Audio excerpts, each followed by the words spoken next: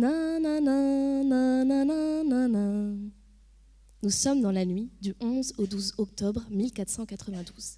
Et Christophe Colomb, maître de ces 3 caravelles, découvre un nouveau continent, l'Amérique. Et quelle découverte!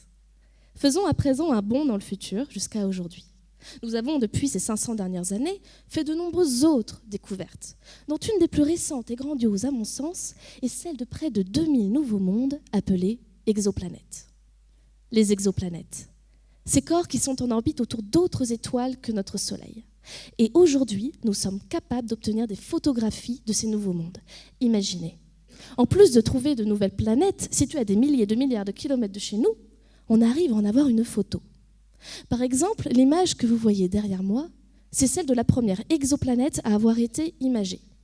Elle porte d'ailleurs le doux nom de 2M1207b. Sur cette image, elle est en rouge. Oui, car contrairement à la croyance populaire, plus un objet est chaud, plus il va être bleu. À l'inverse, une planète qui est plutôt froide va être plutôt rouge.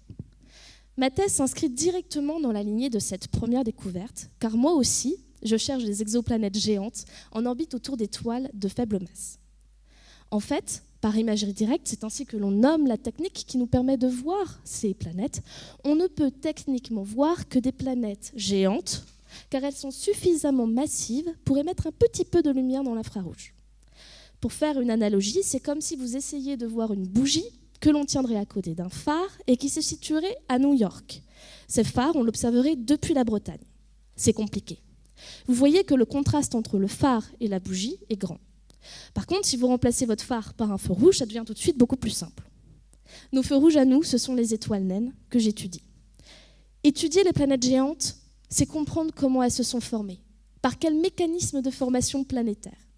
C'est comme si vous vouliez faire une crêpe, mais que vous n'aviez que des œufs, de la farine, de l'eau, sans en avoir la recette. Vous savez ce qui compose la crêpe, mais vous ne savez pas comment la faire.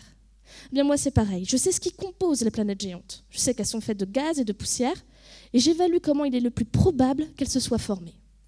Pour cela, j'écris des algorithmes informatiques afin d'analyser les données qui viennent des télescopes les plus grands au monde. Mesdames et messieurs, j'aurais voulu vous donner des détails plus fins des planètes géantes que l'on trouve aujourd'hui par imagerie directe.